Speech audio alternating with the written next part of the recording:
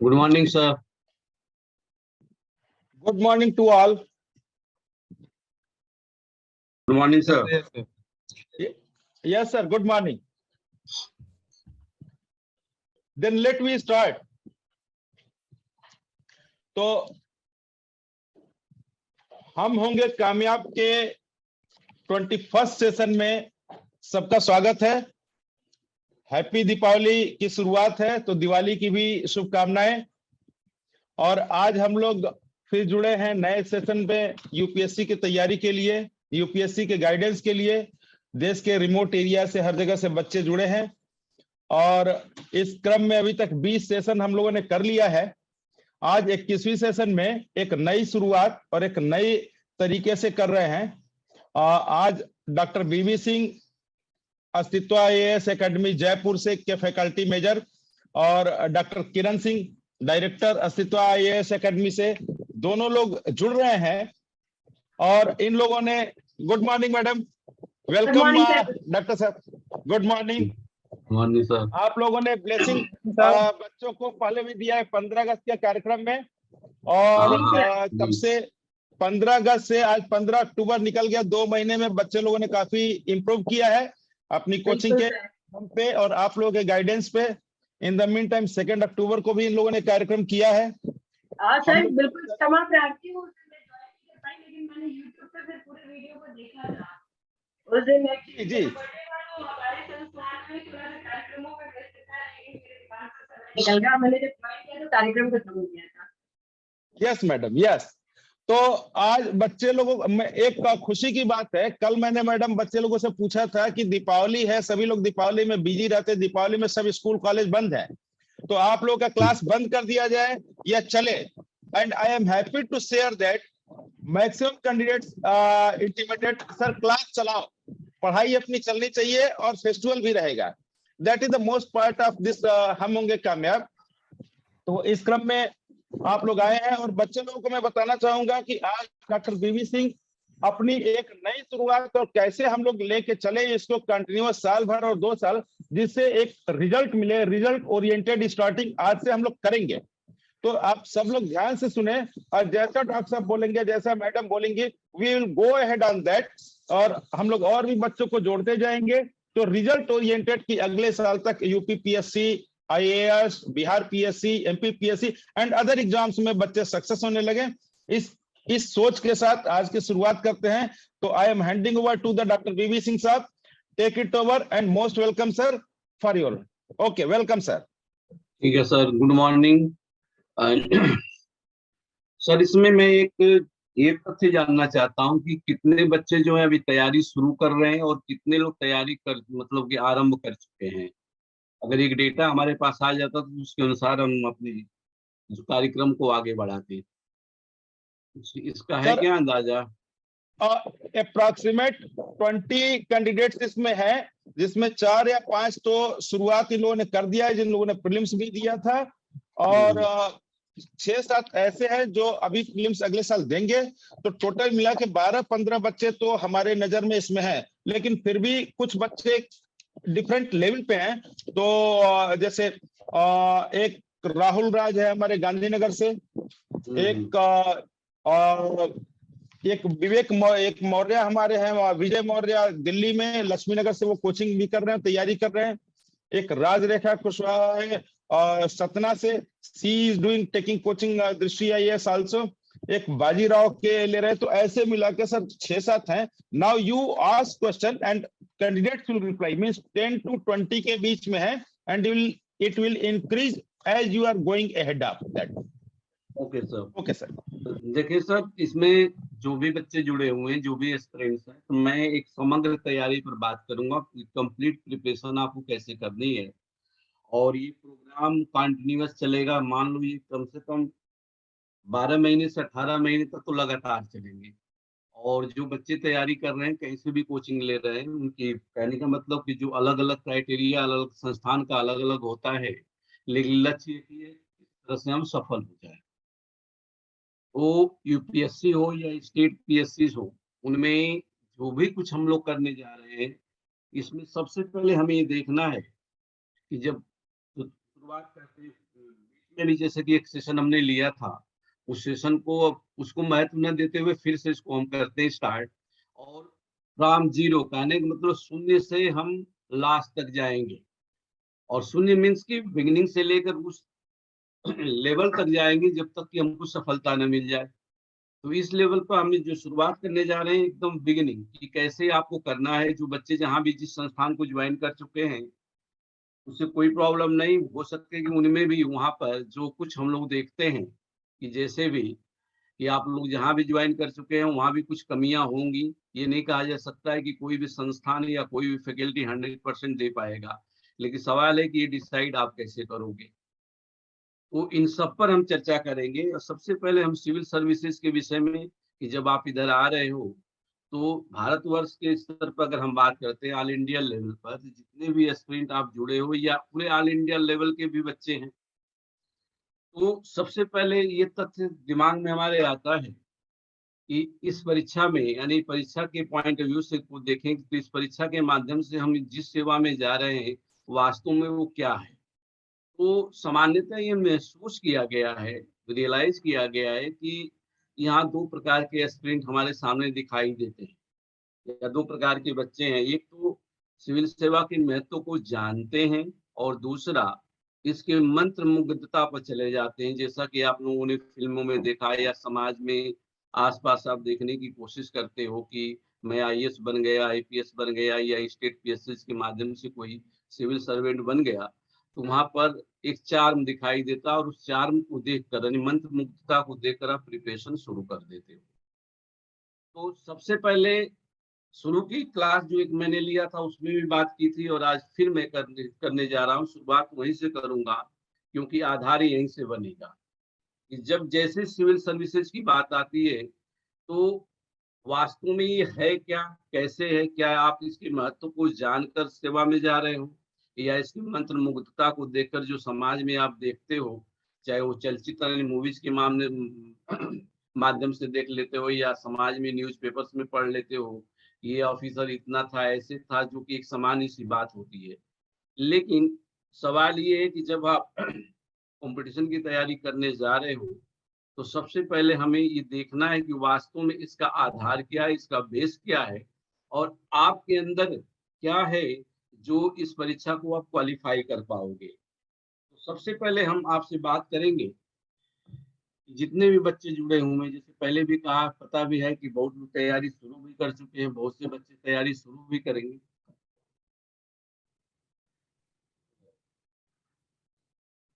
बहुत से बच्चे तैयारी शुरू भी करेंगे। तो हमें तो ये दिमाग में रखना है कि आप तैयारी शुरू कर रहे हो और यहाँ से आगे बढ़ रहे हो। तो भारतवर्ष की अगर हम बात करें, भारतवर्ष के साथ साथ बहुत से देश ऐसे भी जुड़े हुए हैं जो इन सेवा कहने का मतलब वहाँ के बच्चे इस परीक्षा में भाग लेते हैं। जो सार्क कंट्री के कुछ पार्ट है, पाकिस्तान को छोड़ दें तो अलग अलग और अन्य देश के भी है। तो अगर भारत की हम बात करें तो ऑल इंडिया लेवल पर सामान्यतः यह एक स्वरूप हमारे सामने दिखाई दे रहा है कि जैसे बच्चा 10+2 में आ रहा है वर्तमान में, या कम से कम 10+2 नहीं तो ग्रेजुएशन के बाद, उसके मन मस्तिष्क में एक तथ्य जरूर आता है कि काश मैं भी सिविल सर्वेंट बन जाता, आईएएस बन जाता, आईपीएस बन जाता, आईएफएस बन जाता, या फिर ये तथ्य हमारे समाज में आता है कि स्टेट पीएससी के कारण जिसे अपने यहाँ उत्तर प्रदेश में पीसीएस बन जाता है, एसडीएम बन जाता, डीएसपी बन जाता। तो ये कहीं ना कहीं दिमाग में रहता है। अब सवाल ये है कि आपकी प्रिपरेशन उस लेवल पर नहीं है। कई कारण हो सकते हैं, कारण आर्थिक भी हो सकता है, सामाजिक सांस्कृतिक कई भी कारण हो सकते हैं। तो हमें सबसे पहले ये दिमाग में रखना है कि आप इसके महत्व को समझ रहे हो, या एक कहा जाए कि छद्म मंत्र मुग्धता है, कहने का मतलब स्यूडो चार्म है जो फिल्मों के माध्यम से या समाज में आप देख लेते हो। तो दूसरे वाले पॉइंट्स को हमें छोड़ना है। सबसे पहले कंपटीशन कोई भी हो, ध्यान रखें आप, कंपटीशन कोई भी हो, कोई छोटा बड़ा नहीं होता है। पहले भी ये बात मैं कर चुका हूँ, कंपटीशन कंपटीशन होता है। और जो स्टैटिक बॉडीज को ऑर्गेनाइज कर रही है, जो भी इंस्टीट्यूशन, कहने का मतलब जो ऑर्गेनाइजेशन इसको ऑर्गेनाइज कर रहा है, वह एक तथ्य पर विश्वास करता है, वो क्वांटिटी रिवोल्यूशन। कभी बात होगी तो इस पर भी मैं बात करूंगा आपसे, मात्रात्मकता के ऊपर। वहां उनको छटनी करनी है, और उसके साथ साथ प्रकृति की वास्तविकता को भी टच करता है कि उसे क्या चाहिए, survival of the fittest. Survival of the fittest का मतलब उसको सर्वोत्तम चाहिए। जो सर्वोत्तम किस आधार पर वो ढूंढने की कोशिश करता है, अगर इसको समझे बिना अगर आप प्रिपरेशन कर देते हो, शुरुआत कर देते हो, तो कहीं ना कहीं कमी रह जाती है, और उस कमी है उसको मैं कहता हूँ रिक्तता। कमी का मतलब गैप हो गया, और उस गैप के कारण हो सकता है किसी भी लेवल पर जाकर आप वापस आ जाते हो और फिर एक नई शुरुआत करते हो। तो ये कहने का मतलब कि फेल होने का दुष्चक्र तो मैं नहीं कह सकता, दुष्चक्र शुरू हो जाता है। कभी बच्चा प्रीलिम्स में फेल हो रहा है, कभी मेंस में हो रहा है, कभी इंटरव्यू में हो रहा है। चलो प्रीलिम्स में फेल हो गया तो ठीक है हमारे अनुसार, और जब इंटरव्यू में अब फेल होकर आते हैं तो फिर से तैयारी हमें वहीं से करनी पड़ती है। तो ये प्रवृत्ति इसलिए आ जाती है कि आप जिस सेवा की तैयारी कर रहे हो, जिस कंपटीशन की तैयारी कर रहे हो, उसके आधार को नहीं समझते। तो सबसे पहले हमें इसके महत्व पर विचार करना होगा।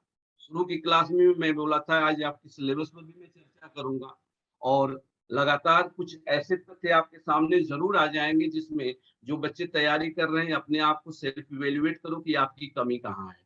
और जब ये प्रोग्राम चल रहा है तो हम चलेंगे कहाँ, बिगनिंग से लेकर वहां तक जब तक कि आपको सफलता न मिल जाए हमारे अनुसार, तो हम आगे बढ़ेंगे। तो सबसे पहले हम बात करेंगे सिविल सेवा की। जैसे पूछा जाए आप क्या बनने जा रहे हो, तो अगर मंत्र मुग्धता है, जिसको कहा कि आप स्यूडो चार्म की तरफ जा रहे हो, तो फिल्मों वाली कहानी देखते हो नहीं। अगर आप महत्व को समझते हो तो सबसे पहले इसकी प्रकृति को समझना है।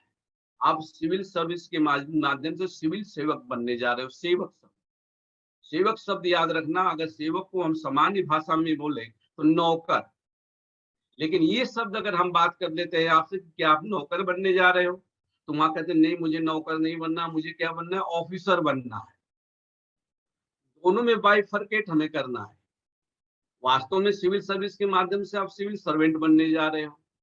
तो सवाल है कि चलो ऑफिसर या सिविल सर्वेंट बनने जा रहे हो, किसका बनने जा रहे हो, आपका स्वरूप क्या है। तो पिछली क्लास जो हुई तो वहां भी मैंने थोड़ा सा इंगित किया था कि जैसे मान लो इंजीनियर डॉक्टर बनते हैं, या बैंक एसएससी के माध्यम से जाते हैं, तो वहां पर एक आपका दायरा सीमित होता है। डायरेक्ट पब्लिक रिलेशन नहीं होता, होता है लेकिन डायरेक्ट नहीं होता है। यहाँ पर अगर सिविल सर्विसेज के माध्यम से आप सिविल सर्वेंट बनना चाहते हो या बनने जा रहे हैं, तो यहाँ डायरेक्ट आपका रिलेशन किससे होगा, पब्लिक से। अब सवाल ये है कि सिविल सर्विस के द्वारा सिविल सर्वेंट बनने जा रहे हो कहाँ की, सबसे पहले बात होती है राष्ट्र की। राष्ट्र हमारा सर्वोपरि है। संविधान आपने पढ़ लिया, थोड़ा बहुत पढ़ा होगा, तो वहां राष्ट्र की ही बात की जाती है। लोग हैं लेकिन राष्ट्र सर्वोपरि है, तो राष्ट्र की बात होती है। तो वास्तव में राष्ट्र होता क्या है, देखो यहीं से आपका कॉन्सेप्ट शुरू हो गया। और कई बार मुख्य परीक्षा से लेकर साक्षात्कार तक यानी इंटरव्यू तक ये प्रश्न पूछे गए हैं कि आप नागरिक हो कहाँ के, भारत के। तो भारत क्या है, राष्ट्र है। तो राष्ट्र को डिफाइन करो, एक राष्ट्र होता क्या, तो यहीं से आपका कॉन्सेप्ट शुरू हो गया। तो राष्ट्र क्या है, तो पहला क्वेश्चन हुआ कि राष्ट्र है कहाँ हमारा अर्थ पर, यानी संसार में। तो संसार की एरिया हुई, फिर अपना राष्ट्र। तो राष्ट्र एक ऐसा भौतिक प्रदेश है जहां पर कृत्रिम लाइन हमने खींचा। भारत, पाकिस्तान, बांग्लादेश, चीन को हमने बनाया, प्रकृति ने नहीं बनाया। तो वह एक समेकित क्षेत्र है जहां पर हमने एक बाउंड्री खींच दी, और उस बाउंड्री के अंदर रहने वाले जो भूभौतिक प्रदेश है, फिजियोग्राफिक रीजन के साथ साथ जो लोग रह रहे हैं वो एक राष्ट्र विशेष है। तब भारत की हम बात करेंगे, तो भारत का राष्ट्र के रूप में उदय कब हुआ, ये क्वेश्चन भी मुख्य परीक्षा में पूछा जा सकता है कि राष्ट्र के रूप में भारत का उदय कब हुआ। तो उदय शब्द लिया गया, उत्पत्ति नहीं, तो उदय धीरे धीरे होता है। तो अगर हम अगर हिस्ट्री पढ़ रहे हैं तो फ्रॉम एंशिएंट टू मॉडर्न तक हम आएंगे, लेकिन यहाँ डायरेक्ट हम आ रहे हैं कि भारत एक प्रक्रिया के तहत, भारत कब बना, प्रक्रिया के तहत। और अंततः 15 अगस्त 1947 को हमें आजादी मिली। और जब आजादी मिली तो हमारे पास सबसे बड़ी चुनौती क्या थी, सेम टाइम जो पॉपुलेशन है आज भी वही है कि आज हमारी पॉपुलेशन अगर आज अभी देख रहे हो तो 1 अरब 42 करोड़ से ज्यादा हम होने जा रहे हैं। अगर आज का आप देखते हो तो, या 1 अरब 42 करोड़ हम दिसंबर तक हो जाएंगे। लेकिन ये बहुत बड़ी पॉपुलेशन हो गई, लेकिन इस समय हमारे पास सामर्थ्य है, हमारे लोकतंत्र के पास सामर्थ्य है कि उनका हम भरण पोषण करते हैं। लेकिन सेम टाइम जब 1947 में हमारा भारत आजाद हुआ तो हमारे पास क्या था? तो हमारे पास कुछ भी नहीं था। तो सवाल हुआ कि इस राष्ट्र को संभाला कैसे जाए। तब अब एक कहा गया कि एक प्रपत्र का निर्माण किया गया, अप्रोच पेपर, जिसको बाद में हमने संविधान नाम दिया। तो संविधान में डिसाइड किया गया, जो लोग भी देन टाइम लीडर्स थे सब सम्माननीय है, हालांकि विवाद बीच बीच में आते हैं, तो उस विवादों में हमें नहीं जाना है। तो जैसे ही ये अप्रोच पेपर बना तो सब कुछ बना कि हम अपने भारत को कैसे विकसित करें। अपने भारत का मतलब जो हमारे यहाँ लोग हैं उसको किस लेवल पर हमें लेकर जाना है वो डिसाइड करेंगे। हालांकि आइडिया आइडियलिस्टिक होती, कहने का मतलब आदर्श होता है, आदर्श कभी प्राप्त नहीं होता, लेकिन उधर हम बढ़ते हैं, हम प्रयास करते हैं कि हमें ये प्राप्त हो जाए। तो सबसे पहले डिसाइड किया गया कि हमें भारत को विकसित करना है। तो संविधान का निर्माण हुआ, और थोड़ा बहुत सब लोग जानते हो कि संविधान में मूलतः 22 भाग हैं। 22 भाग में 395 मूलतः अनुच्छेद दिए गए। अनुच्छेद के साथ साथ 8 अनुसूचियों से 12 अनुसूचियां होंगी। अनुच्छेदों की अगर बात करें तो ये 450 के आसपास पहुंच रहे हैं, ABCD। तो जब हम लोग बात करेंगे वहां फैक्ट तो वहां पर आ जाएंगे। लेकिन जो कुछ हम लोग बैठे भी हैं या सर अपने ऑफिस में काम करते हैं, मैं करता हूं, बहुत लोग करते हैं, ये सब कुछ संविधान के किसी ना किसी नीति और नियम के तहत ही हम लोग काम करते हैं। अर्थात पूरा भारत का विकास संविधान के तहत है। तो सबसे बड़ी चुनौती हमारे पास क्या थी? तो देखो 1 2 3 4 5 से लेकर 22 तक तो हम नहीं जाएंगे, लेकिन 4-5 पार्ट की मैं अभी बात करूंगा, तभी हम इसके आधार को समझ पाएंगे। सबसे पहले हमारा राष्ट्र था। तो राष्ट्र के संदर्भ में जो पहला ही भाग हमारे राष्ट्र और राज्य को समर्पित किया गया कि हमारा राष्ट्र कैसा होगा और राज्य कैसा होगा। नंबर 2 पर राष्ट्र और राज्य की जब बातें हो गई तो हमारी इस भूभौतिक प्रदेश में, जिसको हमने राष्ट्र नाम दे दिया, उसमें लोग कौन रहेंगे? तो वहां हमारी बात होगी, भारत की नागरिकता की बात की गई। तो भारत की नागरिकता इतनी ज्यादा विविध करने के लोग, हमारे यहाँ इतनी डाइवर्सिटी है कि इसको कैसे हमें समायोजित करना है, जबकि समस्या आज भी हमारे पास है। तो समायोजन के लिए हमने क्या किया कि तीसरे नंबर पर मौलिक अधिकार की बात कर ली, और चौथे नंबर पर हमने बात की directive principle of state policy, राज्य के नीति निर्देशक तत्व, जिसमें राज्य को प्राधिकार या अधिकार दिया गया कि राष्ट्र के विकास के लिए प्रयास करेंगे। ये तो मौलिक है। इसके बाद कहा गया कि इसको कैसे करेंगे। तब यहाँ पर संविधान विशेषज्ञों ने या जो विद्वान लोग थे उन्होंने 3 संस्थाओं का निर्माण किया, बहुत अच्छी तरह से आप जानते हैं, लेजिस्लेचर, एग्जीक्यूटिव और जुडिशियल। इनको कहा जाता है, ये हमारे लिए 3 पिलर के समान है। बाकी चौथा पिलर हमारी जो है मीडिया है, लेकिन इस पर ही हम बात करेंगे। तो यहाँ से शुरू हुआ और कहा गया कि भारत को संभालेगा कौन? तो विधायिका ने लेजिस्लेचर की बात क्या होगी। लेजिस्लेटिव असेंबली 2 प्रकार की हमारे पास है मूलतः, केंद्रीय यानी संघीय व्यवस्था है, राज्य की व्यवस्था है, उनमें अलग अलग व्यवस्थाएं। तो उनका काम ये हुआ कि वहां पर हमारे प्रतिनिधि चुन कर जाएंगे, हम लोग चुनेंगे लोकतंत्र में, और वो जैसी आवश्यकता होगी वैसे वो विधान का निर्माण करेंगे। विधान को यानी नियम कानून का निर्माण करेंगे, रूल्स एंड रेगुलेशंस बनेंगे, उनको इम्प्लीमेंट करना है। अब यहाँ पर आपका महत्व आ रहा है, तो इम्प्लीमेंट कौन करेगा? कार्यपालक करेगा, जिसको हमने नाम क्या दिया, ब्यूरोक्रेट्स। तो ब्यूरोक्रेट्स की श्रेणी में आप आ रहे हो। तो कहने का मतलब कि जैसे कार्यपालिका के एपेक्स पर तो हमारे तथाकथित रूप से राष्ट्रपति है। तो जब भी कोई rules and regulation central legislative assemblies, कहने का मतलब यहाँ पर बात हो गई, यानी कहने का कार्यपाल लोकसभा और राज्यसभा द्वारा पारित हुई कानून बना तो राष्ट्रपति के माध्यम से हमें लागू करना है अखिल भारतीय स्तर पर, ऑल इंडिया लेवल पर, स्टेट के साथ साथ लोकल लेवल पर। इसको लागू कौन करेगा, इसको इम्प्लीमेंट कौन करेगा? तो कहा गया इसके लिए कुछ विशिष्ट प्रतिनिधियों का हमें निर्माण करना है, उनका संश्लेषण करना है या उनको सिंथेसाइज करना है। इतने कि हमने किसी को नियुक्त कर दिया वो चलेगा, हमें वहां पर चाहिए वो लोग ग्राउंड लेवल पर जो कि दक्ष हो, सक्षम हो, एफिशिएंट हो। तो इसके लिए कहा गया कि संविधान में इनके अपॉइंटमेंट के लिए कमीशन बनाएंगे। आगे हम बात करेंगे कि ब्यूरोक्रेसी हमारे यहाँ कैसे काम कर रही है। जब संविधान की बातें होंगी तो वहां पर एक एक पॉइंट्स पर हम लोग बात करेंगे। कहाँ पर तो यूनियन पब्लिक सर्विस कमीशन का निर्माण किया गया, स्टेट PSCs का निर्माण किया गया, और कहा गया कि इनको ये वर्क दिया जाए कि कुछ ऐसे लोगों का हम सिलेक्शन करें कि जो क्या हो, जो शुरू में हमने बताया कि सर्वाइवल ऑफ द फिटेस्ट की संकल्पना को संपादित करते हो या प्रतिपादित करते हो, यानी सर्वाइवल ऑफ द फिटेस्ट चाहिए। क्या चाहिए? सिविल सेवक। कहने का तात्पर्य बच्चों मेरा ये है, ये कोर कॉन्सेप्ट है कि आपके ऊपर जो जहां आप जा रहे हो, जहां आपका सिलेक्शन हो रहा है, जिस पोस्ट पर आप जा रहे हो, उस पर जितने भी कानून एंड रूल्स एंड रेगुलेशन बनाए गए, इम्प्लीमेंटेशन का उत्तरदायित्व तो आपके ऊपर है। तो कमीशन आपसे ये आकांक्षा करता है, चाहता है, उसकी इच्छा है कि आपसे, आपके अंदर वो क्या देखना चाहता है कि ये उस कानून को राइट टाइम राइट प्लेस पर इम्प्लीमेंट करेंगे, जिससे देश का विकास होगा। तो सिविल सर्वेंट के ऊपर बहुत बड़ा उत्तरदायित्व है, रिस्पॉन्सिबिलिटी है। तो रिस्पॉन्सिबिलिटी है, इस आधार पर ही आपका चुनाव किया जाएगा। और यही कारण है कि परीक्षा में डायनेमिक्स तो है, इसके एग्जामिनेशन में डायनेमिक्स काफी है, क्योंकि बार बार परिवर्तित होता है। 2012 के बाद फिर परिवर्तित हुआ, हो सके कि सामने परिवर्तन हो, और परिवर्तन ये क्या है, लगातार हो रहा है। अगर पाठ्यक्रम में परिवर्तन नहीं हो रहा है तो according to demand of nation क्या हो रहा है कि सिचुएशन, क्वेश्चंस बदलते चले जाते हैं, प्रतिरूप बदलते चले जाते हैं।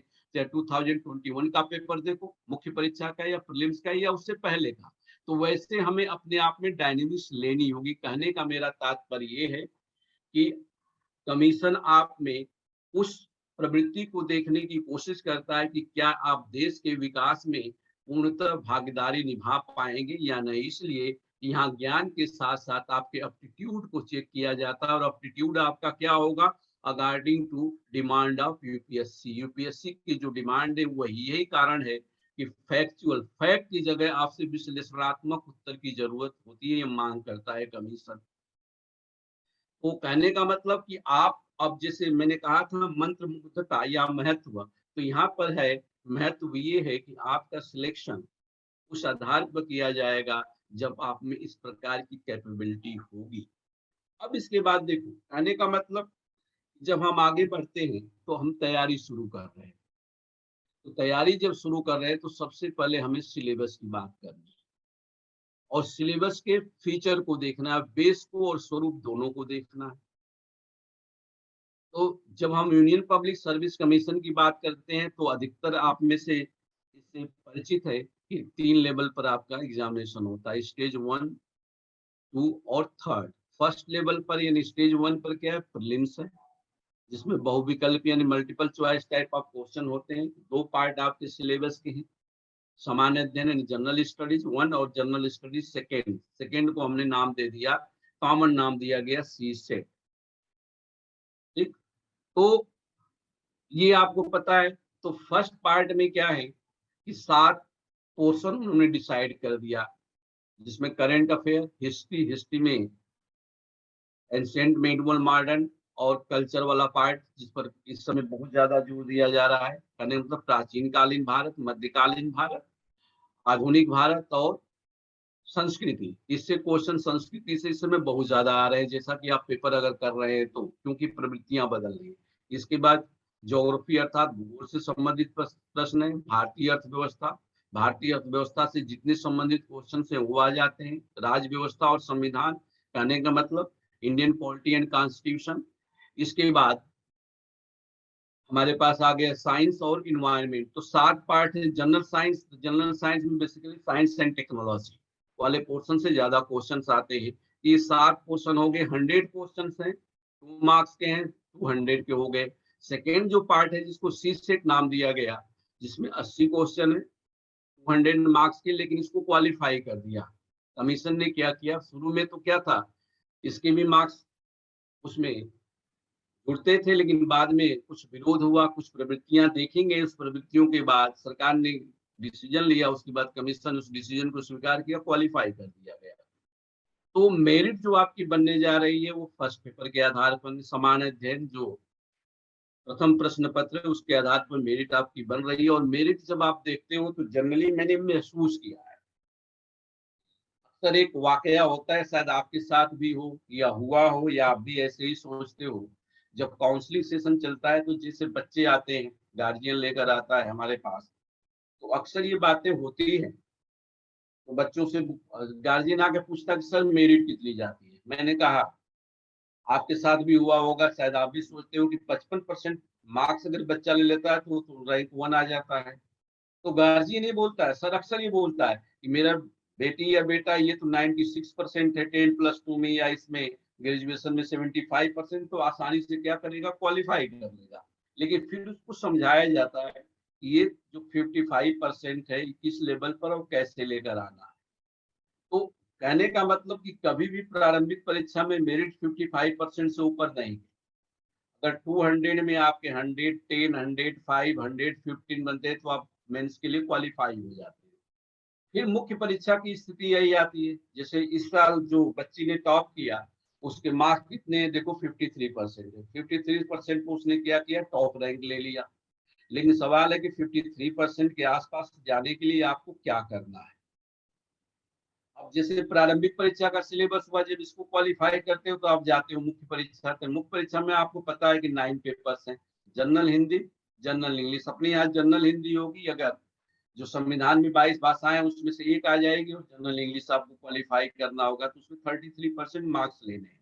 इसके मार्क्स नहीं जुड़ेंगे। इसके बाद 7 पेपर्स जो अलग से हैं, उसमें एक पेपर आपका इससे 250 मार्क्स का है, 250 मार्क का, 250 मार्क्स है। इसके बाद 4 पेपर आपके जनरल स्टडीज के हैं, और सबके मार्क्स कितने, 250 मार्क्स, यानी 1000 का जनरल स्टडी हो गया। एंड 2 पेपर आपके होंगे ऑप्शनल के, एक सब्जेक्ट के 2 पेपर होंगे जो ऑप्शनल है, उसके 500 मार्क्स, यानी 250 के 250 इस प्रकार से ये हो गए। और लगभग आपके जब इसको क्वालिफाई कर लेते हो तो साक्षात्कार आता है 275 मार्क्स के। तो ये थर्ड लेवल पर हमें बात करनी है। तो अब सवाल है कि सिलेबस जो आपके पास है मुख्य परीक्षा, देखो प्रारंभिक परीक्षा के क्वेश्चंस भी 4 प्रकार के आपके पास है सामान्यतः।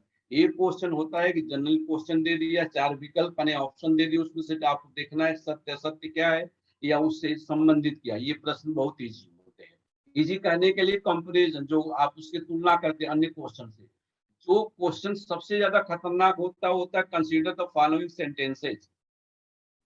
सेंटेंस दे दिया, उसमें 2, 3, 4 तक देते हैं ऑप्शन, उसमें पूछना है इसमें से कौन सा गलत है, या कहने का मतलब रॉन्ग है और राइट क्या है, तो उसमें आप फंस जाते हो। जब तक आपके कॉन्सेप्ट और फैक्ट दोनों क्लियर नहीं हो तब तक उन प्रश्नों को आप नहीं कर सकते हो। इसके बाद है कथन और कारण के क्वेश्चन, असर्शन और रीजनिंग के, यह भी आपके लिए खतरनाक होते हैं। और चौथे प्रकार का जो क्वेश्चन आता है मैचिंग, जो कि आराम से आप कर लेते हो। फिर इसके बाद हम बात करते हैं मुख्य परीक्षा की तरफ। जब आप आते हो तो मुख्य परीक्षा में देखो बच्चों, मैं आपसे कहूँ, जैसे शुरू में हमने कहा कि सर्वाइवल ऑफ द फिटेस्ट, तो यहाँ पर कमीशन आपको भगवान के रूप में देखता है, सोचो। और जब कभी आपसे बात होगी एथिक्स के ऊपर, इंटीग्रिटी और एप्टीट्यूड के ऊपर, तो बात होगी भी, केस स्टडी भी कई बार आती है। और पिछली क्लास में भी थोड़ा सा मैंने आपसे बात की थी कि जैसे कोई भी राज्य व्यवस्था हो कहीं की भी हो, अगर भारत की बात करें तो राज्य व्यवस्थाओं के जो नेतृत्व होते हैं वो बदलते हैं। कहने का मतलब सरकारें बदलती हैं, और कोई भी सरकार आती है तो एक ही कॉन्सेप्ट के साथ आती है कि हम राम राज्य की स्थापना करेंगे, सब लोग कहते हैं। लेकिन वास्तव में पिछली क्लास में मैंने बोला था कि राम राज्य की स्थापना का मुख्य श्रेय किसको दिया जाए, तो कहा जाए उससे बड़ा तो कोई सेवक था ही नहीं। मानो या ना मानो, लेकिन पढ़ना है आपको।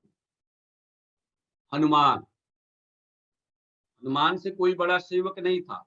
तो यहाँ भी आपको उसी तरह से देखा जाता है कि जितनी भी समस्याएं, समस्याओं का आपका समाधान करना। और सारे क्वेश्चन, कोई भी क्वेश्चन ऐसा सिंपल नहीं मुख्य परीक्षा में पूछा जाता है जिसको डायरेक्ट आप एक्सप्लेन करके रहो।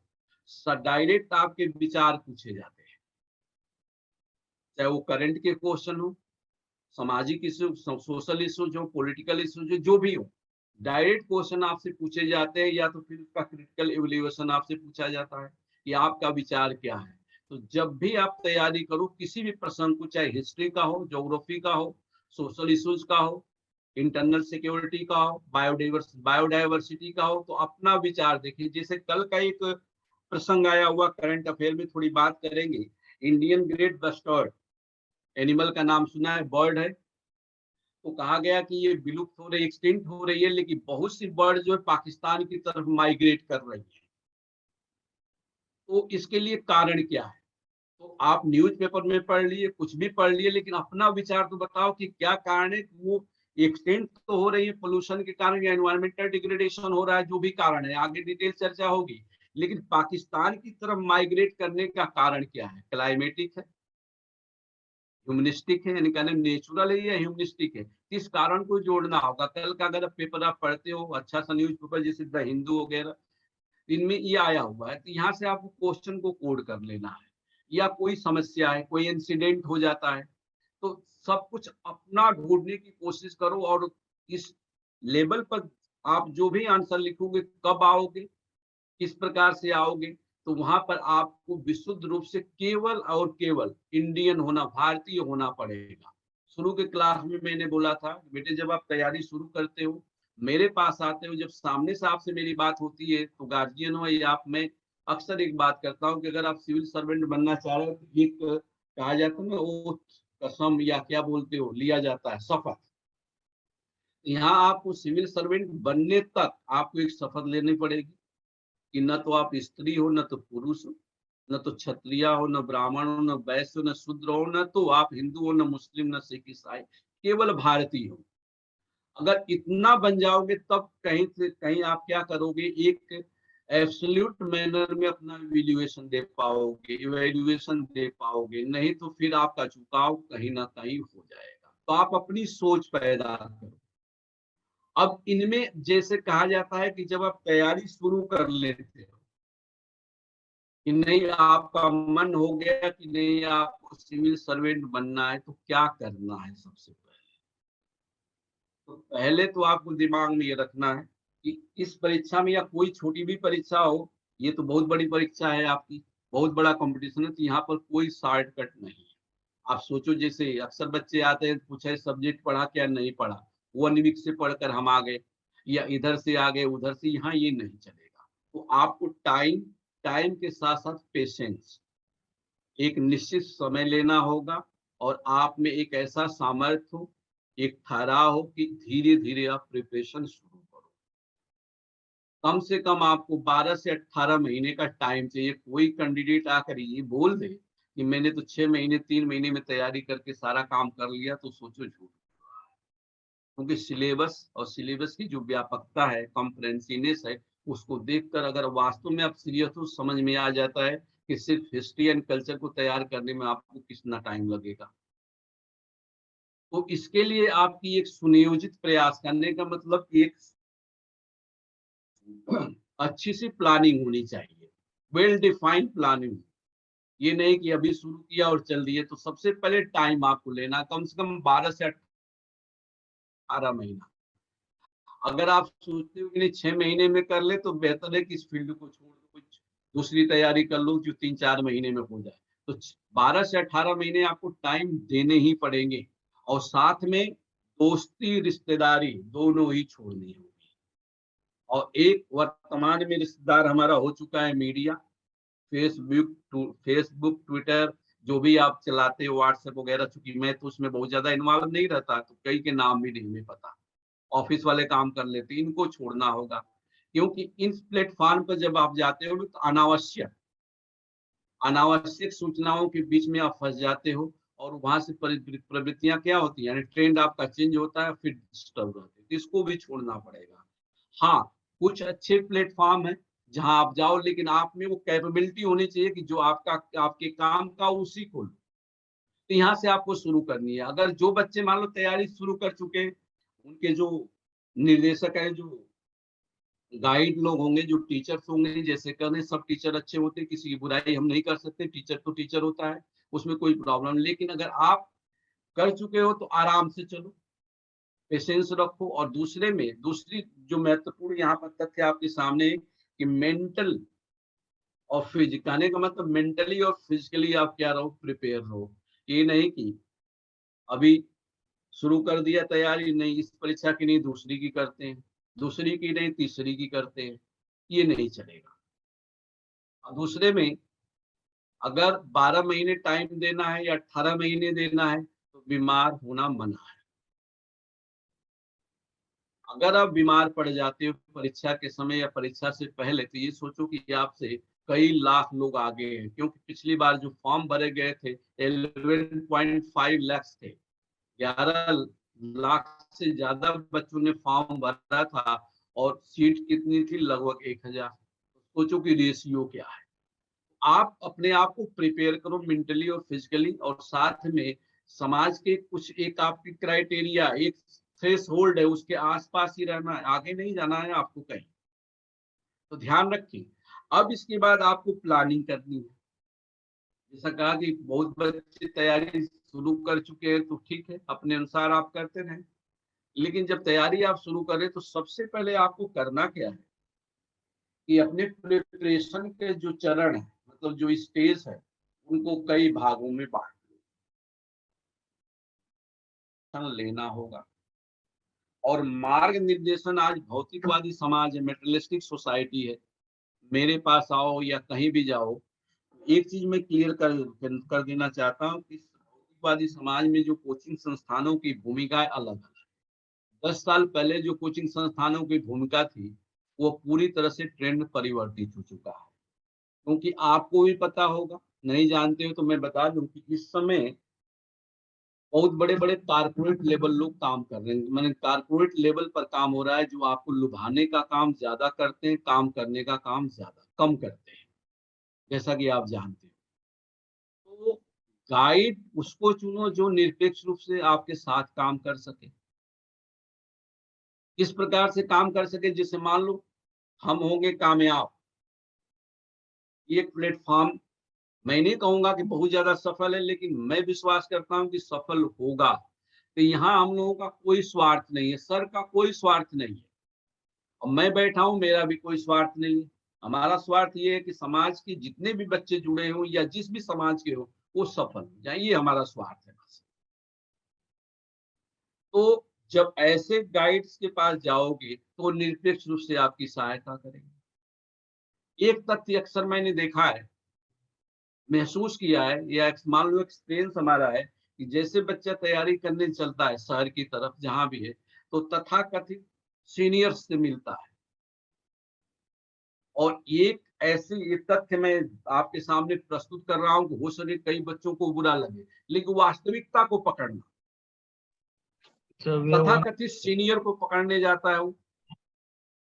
अब वो सीनियर वो है कि जो सिविल सेवा को पास नहीं किया है, वो कई बार फेल हो चुका है। तो यहाँ पर एक ह्यूमनिस्टिक फीचर आपको दिखाई देगा कि जैसे मैं हूं, मान लो 2 साल 4 साल से मैं तैयारी कर रहा हूं, और प्रीलिम्स मेंस या इंटरव्यू जहां भी सोचो मैं फेल हो गया, और आप मुझसे जाते हो सजेशन लेने, तो मैं वो सजेशन क्यों दूं कि आप मुझसे पहले पास हो जाओ। मैं ये बोल रहा था कि जैसे आप सजेशन लेते हो, तो सजेशन जैसे बीच में ब्रेक हो गया, शायद टाइम ओवर हो गया था, तो ऐसे लोगों से आप सजेशन न लें जो इस प्रवृत्ति के हो। मैं देखो, कई बच्चे हो सकता है कि तैयारी कर रहे हो, जैसा कहा कि ये बहुत बड़ी एक जो सच्चाई है, इसको आपको समझना होगा कि जो पहले से कई एग्जामिनेशन में फेल हो चुका है, वो ऐसे क्यों आपको सजेशन देगा। तो आप ये ध्यान रखें कि एक निरपेक्ष रूप से जो गाइड कर रहा उसके पास जाए, वो अच्छी सजेशन आपको दे देगा और आप काम करने लगोगे। तो ये तो जैसे आपको ये सोचना होगा, और आप में खुद कैपेबिलिटी है। अगर आप ग्रेजुएट हो चुके हैं तो आप में खुद कैपेबिलिटी है। सिलेबस को देखो, बैक ईयर का पेपर देखो, और प्रमाणित पुस्तकों के साथ अब प्रिपरेशन शुरू कर दें। क्लियर? और बाकी जैसे विशुद्ध रूप से जो गाइड करने वाले लोग हैं, उनके पास आप जाने की कोशिश करो। तो चरण 1 में तो आपको ये करना है। चरण 2 में क्या करना है कि किताबों का, जैसे जो भी सिलेबस है, सिलेबस के अनुसार वो बताए भी जाएंगे कि प्रमाणित पुस्तकों का जो कनेक्ट स्टैंडर्ड बुक्स हैं उनका चुनाव करो, और एक पार्ट के लिए कोई एक ही बुक, 10 बुक ना हो। जैसे एनसीईआरटी सब बताते हैं कि 6 to 12 तक एनसीईआरटी आपको पढ़नी है, तो अपने लेवल पर आप पढ़ने की कोशिश करो, लेकिन पढ़ने के साथ साथ, उसके स्टडी के साथ साथ बैक ईयर के क्वेश्चन पेपर भी देखे आप कि क्या है कैसे है। इसके साथ साथ तीसरे नंबर पर हम जब आते हैं, तो तीसरे नंबर पर आपकी राइटिंग स्किल, कि जब भी आप पढ़ते हो, जो कुछ भी पढ़ते हो, आपको लिखने की आदत डालनी होगी कि हमें पता है कि सेकेंड पार्ट में, सेकेंड स्टेज पर जब हम जाते हैं पूरी परीक्षा के, तो वहाँ हमें लिखना ही होता है। बहुत से बच्चे तो क्वेश्चन आते हुए वहाँ पर अपने आप को रिप्रेजेंट नहीं कर पाते। किस लेवल पर? राइटिंग के लेवल पर। अमूमन 6 घंटे हमें वहाँ राइटिंग देनी होती है अगर दोनों पेपर एक साथ हो रहे हैं तो। और कितने पेज लिखने, बैक ईयर की कॉपियों को देखकर देखो, आपकी 50 से 55 पेज एक पेपर में आपको लिखने होते हैं। एक तो लिखने की आदत आपको डालनी है। चौथे चरण में हम जब जा रहे हैं तो चौथे चरण में नॉर्मली आपको दिमाग में ये रखना है कि आपका जो एक एटमॉस्फेयर है अध्ययन का, चाहे 24 घंटे का हो, पिछली क्लास में भी मैंने बात की थी, 1 सप्ताह का हो, 1 महीने का हो, तो ये साइकिल आप क्या करो, डिटरमाइन करो और किस लेवल पर क्या अध्ययन करना है। ये हमारे अनुसार क्या होता है कि इसको 4 भागों में आप बांट दो। एक तो न्यूज़पेपर, जो करंट अफेयर के लिए आपको पढ़ना है, हिंदी या इंग्लिश में। जैसे अगर इंग्लिश से में आप जाते हो तो द हिंदू है। द हिंदू से अच्छा कोई पेपर इंग्लिश में नहीं है। हिंदी वाले भी पढ़ सकते हैं, बहुत अच्छी तरह से पढ़ सकते हो और समझ भी सकते हो आप। इसके साथ साथ हिंदी में अगर हम आते हैं तो दैनिक जागरण जो है नेशनल एडिशन, उसको आप ले सकते हो। इसके बाद मैगजीन्स हैं, और मैगजीन में जैसे आपको मैं बता दूं, अगर दिखेगी, आप जानते भी हो, योजना और कुरुक्षेत्र, 2 मैगजीन। जैसे अभी योजना हमारे पास आई है इकोसिस्टम पर, गवर्नमेंट ऑफ इंडिया की है, बहुत सस्ती मैगजीन है और 5 से 8 आर्टिकल्स इसमें होती है 1 महीने की। और निश्चित रूप से इनसे क्वेश्चन आपके आते हैं। और एक है Kurukshetra, government of India. 3 magazine को आप सब्सक्राइब कर लो, या मान लो वैसे लेना है आप ले लो। और जब आपके पास आ जाएगी दूसरे तीसरे सेशन में जब हम आएंगे, इनके पढ़ने का तरीका भी बताएं, क्या पढ़ना है क्या छोड़ना है। एक तो आपका करंट अफेयर का होगा, तो करंट अफेयर में न्यूज़पेपर, मैगजीन्स, 2 तो ये होगी। इसके बाद जो मीडिया है, तो मीडिया में आप जो न्यूज वगैरह आप देखते हो, तो संसद टीवी, पहले लोकसभा राज्यसभा हुआ करती थी, लेकिन अब दोनों को मिलाकर संसद टीवी कर दिया गया। तो उसके कुछ प्रोग्राम को भी डिटरमाइन कर लो, उनको देखो। आज तक, एबीपी न्यूज, ये सब आपके के लिए नहीं है। यहाँ पर तो क्या होता है, वो फालतू सी बातें होती हैं जिससे कोई मतलब नहीं। हमें गवर्नमेंट की स्कीम से मतलब है कि क्या है, किस प्रकार से क्या करना है। तो और ऑल इंडिया रेडियो के न्यूज भी देख सकते हो। जो ऑल इंडिया रेडियो का न्यूज आता है, हम लोग के समय तो यही था, आज भी यही है। तो इनको आप कर सकते हो। पीआईबी, इनको आप देख सकते हो, इस न्यूज को देख सकते हो। इसके साथ साथ एक बुक आपके पास आती है, इंडिया करके, इंडिया 2022 अभी है, 20 आ चुकी है, इंडिया या भारत करके, उसको बनाओ। फिर इसके बाद इकोनॉमिक सर्वे ऑफ इंडिया। लेकिन इनको आपको डिटरमाइन करना है कैसे पढ़ना है। तो एक सेशन तो 24 घंटे में इसके लिए रखो, 2 घंटे 3 घंटे का जो भी रखना है। इसके साथ साथ जनरल स्टडी में आ जाओ। जनरल स्टडीज का जब हम पार्ट देखते हैं, तो बेसिकली जो पार्ट है, जो कॉम्प्रिहेंसिव पार्ट है, इंडियन हिस्ट्री एंड कल्चर। इसके बाद ज्योग्राफी ऑफ वर्ल्ड, जिसमें इंडियन और वर्ल्ड दोनों ज्योग्राफी, यानी फिजिकल और इंडियन ज्योग्राफी दोनों आपको पढ़ना है। इसके साथ साथ कॉन्स्टिट्यूशन एंड इंडियन पॉलिटी। इसके बाद Indian economy, science and technology और इन्वायरमेंटल इश्यू, ये मेन है। इसके बाद इंडियन सोसाइटी, इसके बाद इंटरनेशनल रिलेशन, इसके बाद इन्वायरमेंटल इश्यूज पर बात आपसे हो गई, इंटरनल सिक्योरिटी और एथिक्स वाले पार्ट। तो आपके पास यदि मैटर हो तो इसको आप डिसाइड कर ले, 24 घंटे में 4 पार्ट में आप बांटो। एक पार्ट में 2 या 3 घंटे आपकी न्यूज की हो जाए, इसके साथ 3 से 4 घंटा आप जीएस के ऊपर टाइम दो, और ऑप्शनल के ऊपर भी आप 3 से 4 घंटा की टाइम दे सकते हो। तो इस तरह से 10 से 12 घंटे का आपका एक सर क्या हो जाती है, पूरी साइकिल बन जाएगा। और 10 से 12 घंटा तो आपको पढ़ने हैं, अध्ययन करने हैं। और 10 से 12 घंटा अध्ययन करने का मतलब कि आपको अपने चेयर पर 15 घंटे बैठने पड़ जाएंगे। तो आपके ऊपर डिपेंड है कि आप फ्री हो कैसे पढ़ते हो। और जो भी पढ़ो, जो भी आप अध्ययन करो, जो जो भी पॉइंट लो, एक प्रतिबद्धता के साथ कि एक बार अगर हमने इसको पढ़ लिया तो पढ़ लिया, दोबारा नहीं पढ़ना पड़ेगा। ये दिमाग में रखो हमेशा कि जो कोई भी फैक्ट आप पढ़ते हो, एक बार पढ़ने के बाद वो प्रतिबद्धता आपके पास होगी, मेमोरी में आ जाए। अक्सर मैं बच्चों से बोलता हूँ कि जो आप नोट्स बनाते हो, लाइब्रेरी बनाते हो, उससे कोई मतलब, क्योंकि एग्जामिनेशन हॉल में क्या जाएगा, ब्रेन जाएगा और एक पेन जाएगी। तो आपके ब्रेन यानी मस्तिष्क में जितना इंटर हो जाए उतने आप करने की कोशिश करो। और पहले भी बताया कि एक पार्ट के लिए कोई एक ही पुस्तक लो, 10 पुस्तक न लो। एक ही पुस्तक को यानी एक ही जो भी मैटर आपका आपके पास उपलब्ध हो, स्टैंडर्ड मैटर हो, उसको 10 बार पढ़ो, न कि 10 मैटर्स को लेने की कोशिश करो। इसके बाद जो लास्ट में आएगा, जैसे कहा गया चरण 5 में हम आगे आप क्या करोगे। तो सवाल ये है कि जो सबसे बड़ी समस्या है कि पूरा का पूरा स्वरूप आपका क्या होना चाहिए। तो देखो, आपकी परीक्षा का जो मेन कॉन्सेप्ट है, सबसे पहले है कि आप क्या पढ़ो, कैसे पढ़ो।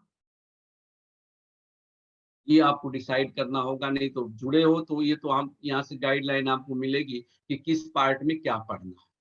तो क्या पढ़ो, क्या पढ़ें, कैसे पढ़ें, इस पर हम बात करेंगे। इसके बाद उसको कैसे सीखना पड़ेगा, क्योंकि जितने भी क्वेश्चन आएंगे वो क्या आएंगे, विश्लेषणात्मक आएंगे। तो सीखना है हमें। सीखने के साथ साथ वहां से हमें क्या करना है, उसको रिमेम्बर भी करना है, याद करना है। तो 4 पॉइंट ये हो गए। इसके बाद उसको लिखना कैसे है और उसको बोलना कैसे है। बेसिकली आपके परीक्षा का पॉइंट ऑफ व्यू क्या है, लिखना है और बोलना। बोलने का मतलब कि इंटरव्यू में जाकर आपको बोलना है। स्पीकिंग पॉइंट आपकी किस प्रकार की होनी चाहिए। तो ये अपने आप में आप क्या करो, चेंज करो, इसको डिसाइड करो। आप धीरे धीरे आगे बढ़ने की कोशिश करो। और जैसे हम होंगे कामयाब। जो ये सीरीज हम तो मान रहे हैं एक सीरीज है, ये प्रोग्राम नहीं, सीरीज चल रही है आपके लिए और लगातार चलती चलेगी। और आगे हम क्या करेंगे, जो भी आपका सिलेबस है, जितना भी जैसे भी हमें टाइम मिलेगा, हम आएंगे आपके साथ और करेंगे क्या कि एक एक पार्ट, जैसे सर ने बोला था कि शुरू करना है, कॉम्प्रहेंसिव लेवल पर चलना है। थोड़ा टाइम लगेगा क्योंकि अच्छा काम करने के लिए समय चाहिए और टाइम देना ही पड़ेगा।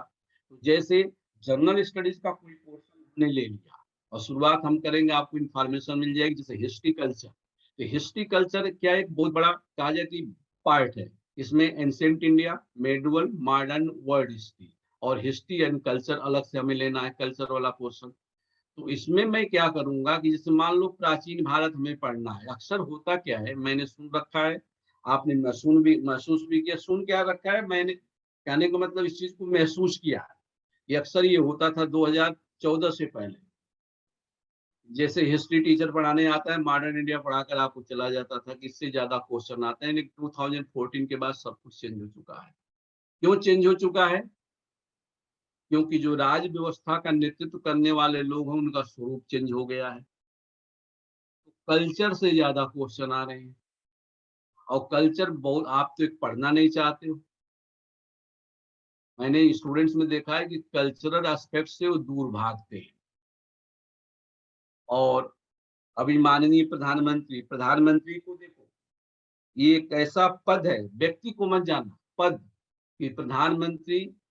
हमने वहाँ क्या कहा जाए कि हमारे वजह से प्रधानमंत्री हैं, we the people of India. तो हमारे लिए कर रहे हैं। तो प्रधानमंत्री जो कहता है वही पूरी पूरी करे, पूरी व्यवस्था में क्या होता है, इन्वॉल्व होता है।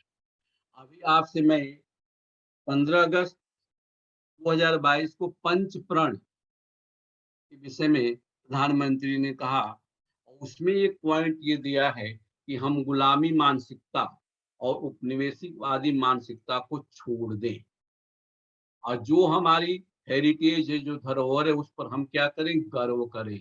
तो निश्चित रूप से हिस्ट्री एंड कल्चर से क्वेश्चन हर लेवल पर बनेंगे और बन आ भी रहे हैं। और हिस्ट्री कल्चर आप पढ़ना नहीं चाहते, टीचर पढ़ाना नहीं चाहता, क्वेश्चन आ रहा है। तो जब हिस्ट्री के पोर्शन पर हम बात करेंगे, ancient, medieval, modern and world history, तो इसमें पढ़ाने की यहाँ ये चीज मैं आपको कह दूं कि यहाँ पर क्लास पूरी वैसे नहीं चलेगी। आपके पास मैटर है, मैटर नहीं होगा तो मैं प्रोवाइड करवा दूंगा, आपको मैटर मिल जाएगा। आप तैयार करेंगे, वहाँ डायरेक्शन ये दिया जाएगा इस प्रोग्राम के माध्यम से कि आपको क्या पढ़ना है, क्या छोड़ना है और क्या करोगे और कैसे याद। यहाँ तक मैं आपकी सहायता करूंगा, कैसे उसको याद करोगे, लर्न कैसे करोगे।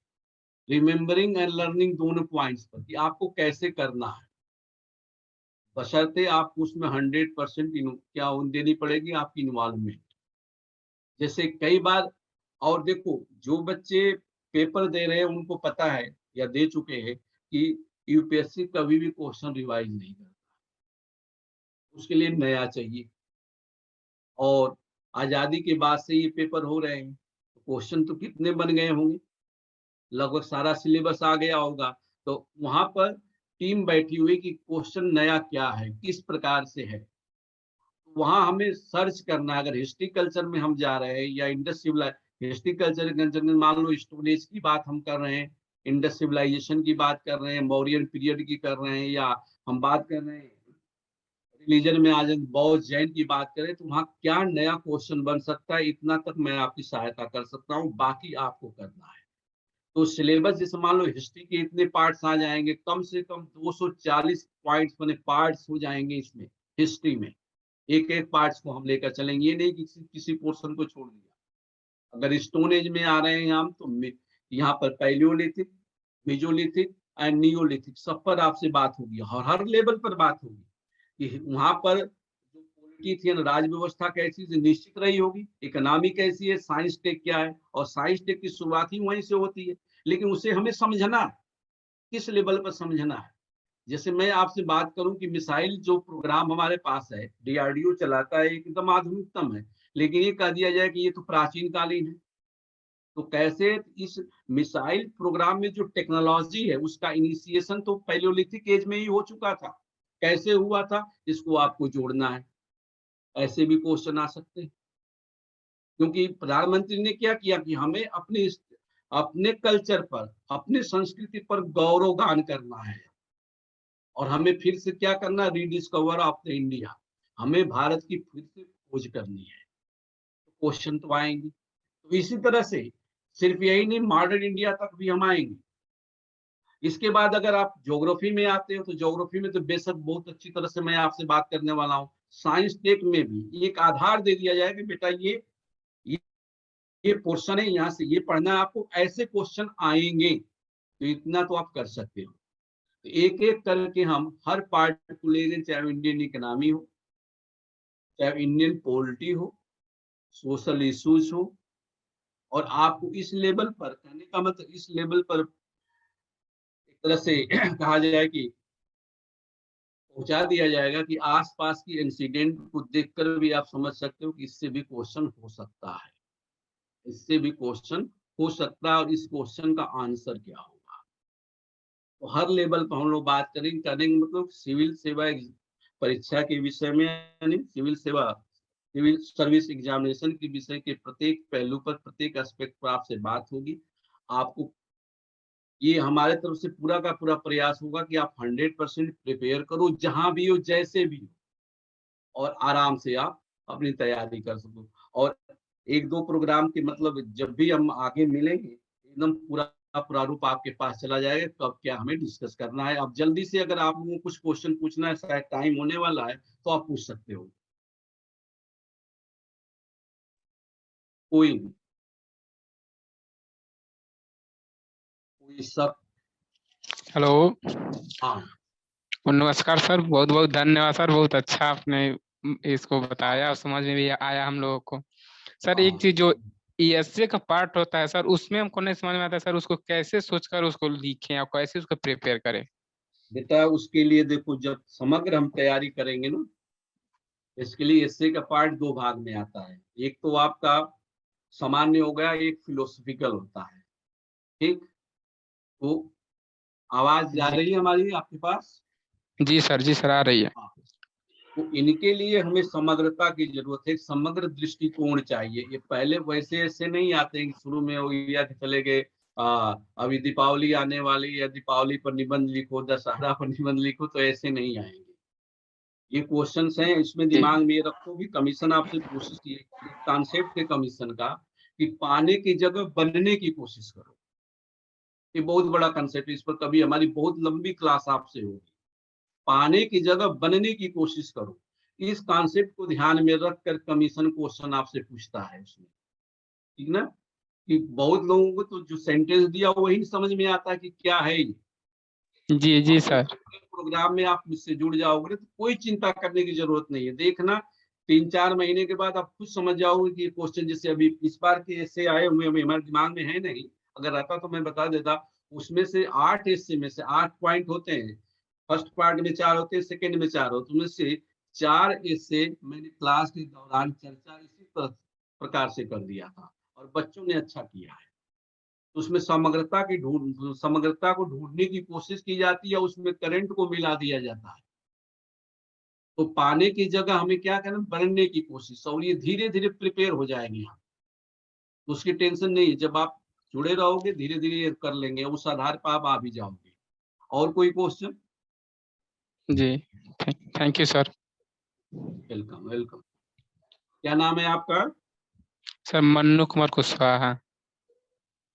कहाँ से मन्नू हैं? कुमार कुशवाहा सर, देवरिया से, कहाँ से हैं उत्तर आप? प्रदेश। बढ़िया। हाँ देवरिया, समझ उत्तर गया। प्रदेश। हाँ मैं भी वही का हूँ, पड़ोसी हूँ आपका। चले, और कोई क्वेश्चन?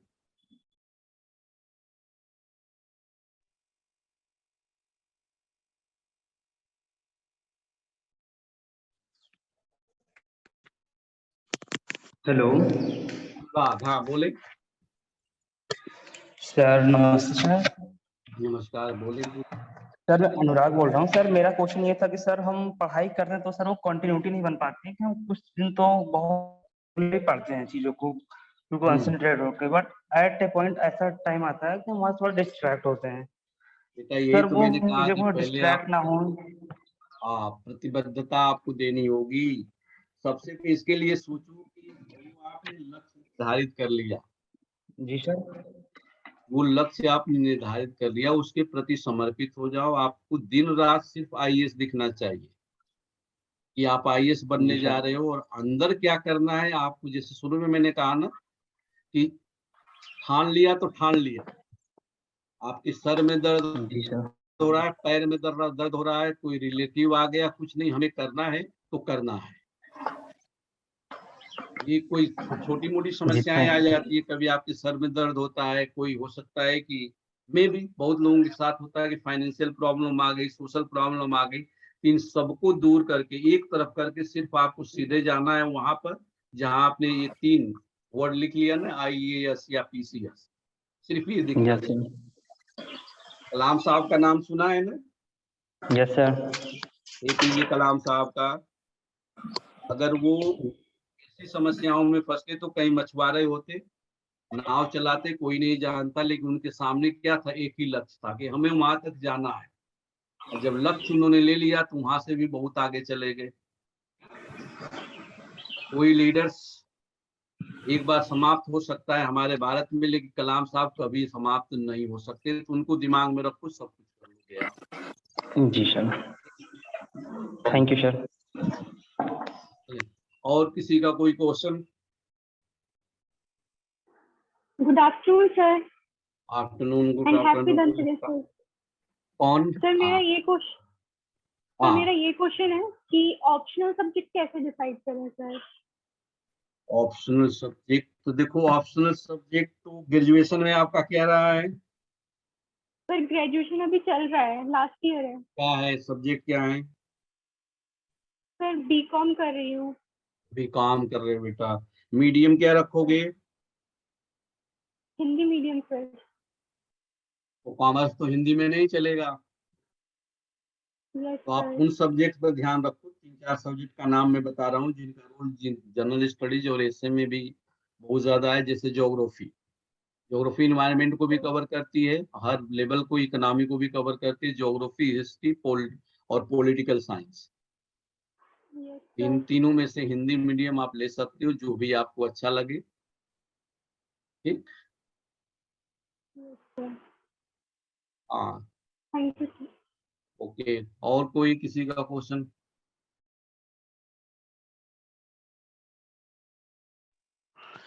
जी सर सर, गुड मैं आफ्टरनून सर।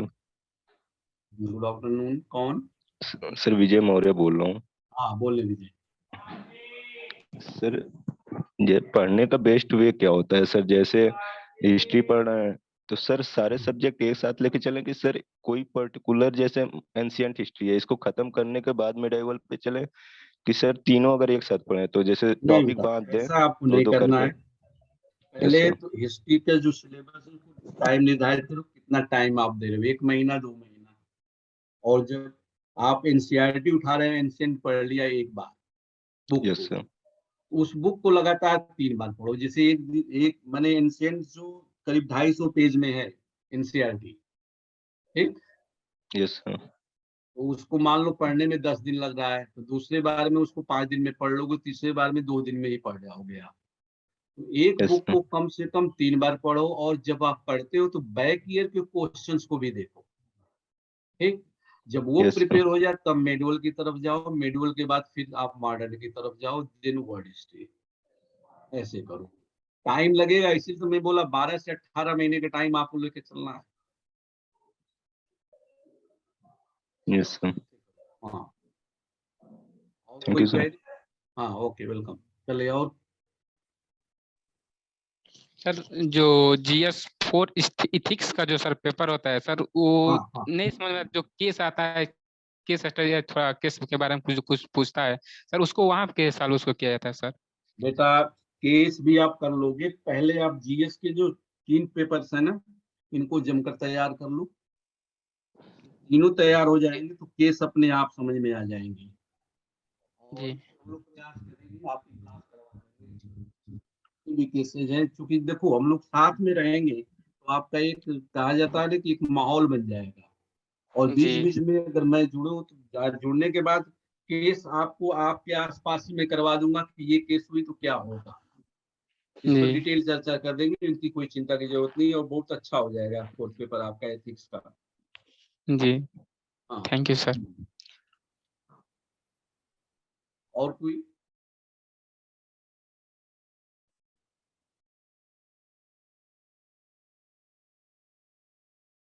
किसी के कोई और क्वेश्चन?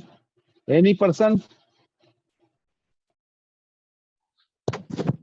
सर सी सेट का, सर विजय मौर्य ही बोल रहा हूँ सर। हाँ, सर सी सेट में जो पैराग्राफ होता है, हम्म। तो सर उसके तरफ ज्यादा ध्यान दें कि सर जो नॉर्मल क्वेश्चन पूछता है सर उसके तरफ, क्योंकि सर पैराग्राफ में टाइम ज्यादा लगता है सर।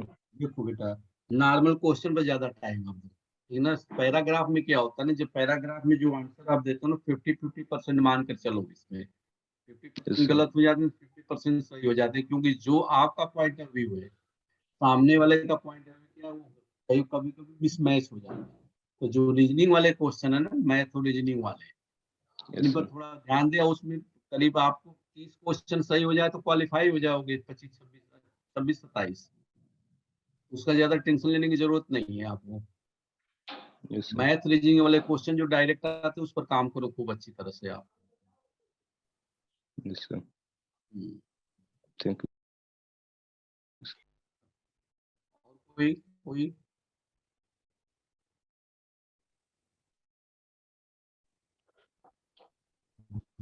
सर जो इंटरनेशनल रिलेशन होता है सर, उसको कैसे समझा जाए सर? इंटरनेशनल रिलेशन देखो डायनेमिक एस्पेक्ट है, एक तो इसका बेस और दूसरे में जो डायनेमिक्स है इनको देखना है, तो इसके लिए करंट अफेयर पर आपको थोड़ा निर्भर होना पड़ेगा। जी।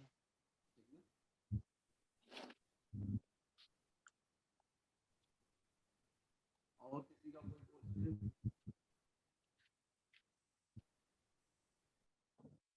कोई और क्वेश्चन?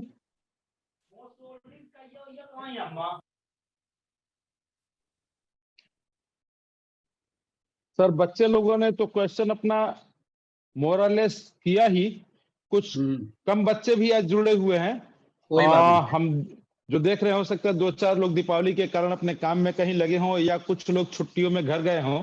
स्वाभाविक है सर। जी हाँ। तो सर आज का सेशन तो आपका बढ़िया रहा। अभी अपने पास 10 मिनट है। ये एक जो शुरुआत आपने की है, एक गाइडेंस, एक जो आपने 0 से लेके 100 तक का सर्किल बनाया कि कैसे करना है, इससे एक हमारी भी लाइन ऑफ एक्शन तय हो गई। और मुझे भी लगता है कि अभी हम लोग जो करते हुए आए हैं, इसमें और बहुत करने का स्कोप है।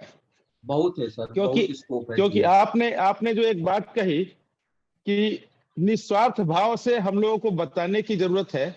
इनफैक्ट सर हम लोगों को भी किसी ने बताया तभी हम लोग आगे आए। एकदम। जैसे जैसे ये तो रिले रेस की तरह है, किसी ने हमको बताया, हम इनको बताएंगे, ये किसी और को बताएंगे, जी sir. Give and take policy है। तो हाँ। अभी हम लोग जो 12-13 सेशन में आए हैं, इस बीच में इसके द्वारा बच्चों से भी जुड़े, और सर बहुत सारे हम लोग फैकल्टी से और बढ़िया डायरेक्शन देने वाले लोगों से भी जुड़े। तो इन बच्चों को आपका गाइडेंस मिल रहा है, किरण मैडम का गाइडेंस मिल रहा है, हमें जितेंद्र सिंह साक्या जी का मिल रहा है, सीनियर ब्यूरोक्रेट संजय थाड़े साहब हैं उनका मिल रहा है, एक ज्योग्राफी और हमारे अखिलेश पढ़ाते हैं उनका है। तो ऐसे बहुत सारे लोगों का है सर। तो जो आपने एक वर्ड कहा है कि हमको भारतीय बनना है, हमको ब्यूरोक्रेसी से देश को चलाना है, तो वो पूरा का पूरा मिक्स, जो एक्सपर्ट और एक्सपीरियंस लोग डिफरेंट कैटेगरी के हैं, कहीं किसी ने 25 साल की सर्विस की है, किसी ने 25 साल बिजनेस किया, वो सब मिलेगा। तो इसका एक बेनिफिट होगा, इसको हम लोग लेके चलेंगे। तो बच्चे लोगों को हम लोग और कहेंगे, और इन बच्चों को बोलेंगे कि कोई और इनके जो फ्रेंड हैं जो तैयारी में लगे हों, क्योंकि सर बेटर होता है कि अगर अकेले पढ़ रहे हैं और साथ में हमारे पास कोई और हो। जैसे विजय मौर्य इसमें जुड़े हुए हैं, विजय दिल्ली में रहते हैं, कोचिंग करते हैं। इन्होंने एक दिन मुझे बोला कि हमारे रूम पार्टनर एक और है, वो सिविल सर्विसेज की तैयारी करते हैं दिल्ली में रह के, उनको भी मैं जोड़ लेता हूं। That is a good signal कि आप अगर 1 से 2 को जोड़ेंगे तो डिस्कस भी करेंगे और अपना उनको भी इंकरेज करेंगे, और वो आपको म्यूचुअल इंडक्शन होगा। तो जितने मनु है देवरिया के कुशवाहा हॉस्टल में रहते हैं, तो वहां पे जितने बच्चे हैं, हो सकता है कुछ पढ़ने में ना इंटरेस्ट लेते हो, लेकिन आप म्यूचुअली उनको बोल सकते हैं कि इसको करने से ऐसा होगा, लोगों को मालूम नहीं है। तो सारे बच्चे अपने पड़ोसी को बताएं और इनकरेज करें, उनसे डिस्कस करें, इससे एक बेटर इंप्रूवमेंट अपने आप होता है। एकदम हो जाएगा सर। देखो मैं बताऊं आपको, जब इसके मूल आएंगे हम लोग में, जैसे अभी बोला कि कुछ पार्ट लेना शुरू करेंगे पोर्शंस के, जैसे हिस्ट्री या पॉलिटी का कुछ, बच्चे इंटरेस्टेड हो जाएंगे। जो अन्य जगह कोचिंग भी कर रहे हैं, उनको एक डिफरेंस महसूस होगा कि ये चीजें यहाँ मिल रही है और इसका कुछ भी नहीं हमें पे करना है। Yes sir. ये तो गारंटी के साथ हम क्या करेंगे, उनको डाइवर्ट कर लेंगे। नेक्स्ट सेशन जो होगा ना, मैं आपको बता दूंगा कि कौन से पोर्शन पर हमें काम करना है, और जैसे कि बच्चों को बताया कि मैं गाइडलाइन दूंगा। जैसे मान लो हिस्ट्री है, कॉन्स्टिट्यूशन है या इंडियन इकोनॉमी, उसमें कम से कम 200 तो टॉपिक्स, उन टॉपिक्स का एक डिवीजन हो जाएगा। कुछ डिवीजन के बाद इस डिवीजन में आपको पढ़ना कैसे क्या है और क्या क्वेश्चंस बनेंगे, आप तैयार करें। और हम कोशिश सर ये करेंगे कि जितने में मान लो कि दे दिया है कि एंशिएंट इंडिया पढ़ रहा है, प्राचीन भारत वो पढ़ रहा है स्टूडेंट, 15 दिन पढ़ लिया, उसके बाद यहाँ से एक टेस्ट पेपर दे देंगे, टेस्ट करो। इसके लिए मैटर भी बता दिया जाएगा, ये मैटर है, इससे पढ़ो, वो टेस्ट करो, और उसको इवेल्युएट किया जाएगा। जो बच्चा अच्छा देगा, मतलब नंबर 1 2 आ गया, तो उसके लिए कुछ ना कुछ करेंगे अपन। जी हो जाएगा सर, कोई प्रॉब्लम नहीं है। धीरे धीरे हम लोग भी क्या है, थोड़ा सा टाइम निकालेंगे, टाइम निकालने के बाद कर लेंगे। एग्जैक्टली। और सर आपने जो आदरणीय पीएम साहब की एक बात कही कि हमको देश को चलाना है, हमको लोगों का भला करना है, संस्कृति जैसे चल रही है, तो ऐसे बहुत सारे प्रोग्राम है जिसमें हमारे बच्चे लोग जुड़ सकते हैं। एक अभी गवर्नमेंट के 2 प्रोग्राम बहुत बढ़िया चल रहे हैं। एक प्रोग्राम तो रोड सेफ्टी से है। इनफैक्ट सड़क पर रोड सेफ्टी के कारण बहुत सारे एक्सीडेंट आजकल हो रहे हैं, बहुत होते हैं। हमने देखा कि एक मेजर एक्सीडेंट अभी हमारे जो बिजनेस टाइकून थे, जिनका रोड एक्सीडेंट में डेथ हुआ, साइरस मिस्त्री साहब, तो वो एक बहुत बड़ा नुकसान है। इसके साथ ही हर गांव में, हर सड़क पे, हर जगह पे छोटे मोटे एक्सीडेंट में बहुत सारे लोगों की डेथ होती है, एक्सीडेंट होता है। तो मैं बताऊं इस पर जी सर, इसमें जितने ये स्टूडेंट हैं पढ़ रहे हैं, इसमें गवर्नमेंट की पॉलिसी को देखें, रोड सेफ्टी सेशन को देखें, और उसको इम्प्लीमेंट करने से क्या है कि उनको खुद एक फील होता है कि हाँ हम एक गवर्नमेंट के पार्ट हैं। क्योंकि गवर्नमेंट की जो भी पॉलिसी है उसको आप अगर हेल्प करते हैं तो आप स्टार्टिंग से ही एक तरह से ब्यूरोक्रेट बनने लगते हैं। तो रोड सेफ कैसे हो, इसको आप अपने अंदर डाल सकते हैं। इसके अलावा अभी सरकार ने एक और कार्यक्रम पीएम साहब ने शुरू किया है कि भारत को टीबी मुक्त भारत बनाना है 2025 तक। तो उसमें एक निक्षय पोर्टल बना हुआ है, निक्षय पोर्टल। उस पोर्टल में कोई भी इंडिविजुअल, कोई भी इंस्टीट्यूट अपने को लॉगिन कर सकता है। आप एक उसको नीचे फ्रेंड बन सकते हैं कि अपने आसपास किसी को भी और टीबी हुई है, कुछ भी हुई है, क्योंकि टीबी के लिए सरकार क्या करती है कि फ्री ऑफ कॉस्ट में डायग्नोस्टिक, फ्री ऑफ कॉस्ट में दवाएं, फ्री ऑफ कॉस्ट में डॉक्टर्स देती है। इसके अलावा 500 रुपीज पर मंथ उस पर्सन को देती है न्यूट्रिशन खाने के लिए, मतलब खा के थोड़ा हेल्थ ठीक करे। तो इसमें आप निश्चय मित्र बन सकते हैं। तो अगर आप आज जुड़ते हैं, कल जुड़ते हैं, तो आप समझिए गवर्नमेंट के पार्ट आज ही हो गए। तो गवर्नमेंट का पार्ट सर्विस करते हुए रहना और आज से ही रहना स्टूडेंट के लिए बहुत बढ़िया बात है। उससे आपको बहुत सारी चीजों को इम्प्लीमेंट करने का मिलेगा। जी सर, जी सर। क्वेश्चन भी आए हुए हैं, क्वेश्चन आए हुए सर ना। मेंस में क्वेश्चन आए हुए सारी स्कीम से। अभी जो जी एक्सीडेंट हुआ था मिस्त्री साहब को, उस पर तो मैंने केस स्टडी भी करवाया। इसमें एग्जैक्टली सर जी, जिम्मेदारी तय की गई कि इतने बड़े इंडस्ट्रियलिस्ट है, इतने बड़े इंटेलेक्चुअल पर्सन है, लेकिन गलती लापरवाही तो उन्हीं लोग की थी जी। इसको मैंने केस स्टडी, अभी बच्चा बोल रहा था ना एथिक्स के अंतर्गत, उसके अंतर्गत मैंने केस स्टडी करवाया बच्चों को। यस सर, उसको यस लिख सर। कर हाँ कि क्या है सारी चीजें। तो बहुत चीज जी जो डायनेमिक्स एस्पेक्ट है वो तो जो करंट ब्यूरोक्रेसी है उससे ही मिलेगा हमें कि क्या है हाँ हाँ पूरी तरह से। हाँ ये सारा कुछ हो जाएगा सर। हाँ। तो इसीलिए सर ये हमारे स्टूडेंट लोगों को हम कहेंगे कि आप पढ़िए और पढ़ने के बाद जो आपको लगता है उसको इम्प्लीमेंट आज से ही आप कर सकते हैं। तो आप समझेंगे कि आधा ब्यूरोक्रेट आप बन गए, आधा बनने के लिए आपको काम करना है, चीजों को सीखना है। मन्नू जैसे बोल रहे थे कि कैसे मैं एनालिसिस करूं, मन्नू को मैं बताऊंगा कि मन्नू का जो हॉस्टल है देवरिया में, जहाँ पे हॉस्टल है, वहां पे गंदगी कैसे रहती है, म्यूनिसिपलिटी कैसे काम करती है, कैसे क्लीनलीनेस रहना चाहिए, कैसे मच्छर भगाना चाहिए, कैसे डीडीटी छिड़काव करना चाहिए, उसमें आप कैसे सरकार को सहयोग कर सकते हैं, डिस्ट्रिक्ट एडमिनिस्ट्रेशन को कैसे कर सकते हैं, आप म्यूनिसिपल कॉर्पोरेशन से मिलकर अपने एरिया को कैसे साफ कर सकते हैं, डस्टबिन में कूड़ा उठा के कैसे आप डिस्पोज आप कर सकते हैं। ये सारी चीज सीखेंगे तो इन्वायरमेंट अपने आप आपको समझ में आने लगेगा कैसे इंप्लीमेंटेशन है। जो हमारे डॉक्टर बीबी सिंह साहब बोल रहे हैं कि हमको बनना है, पाने की जगह बनने की कोशिश करना है, तो ब्यूरोक्रेट से ऐसे ही क्वेश्चन पूछे जाते हैं कि आप कैसे बनोगे, कैसे करोगे। तो एवरीवन कैन डू।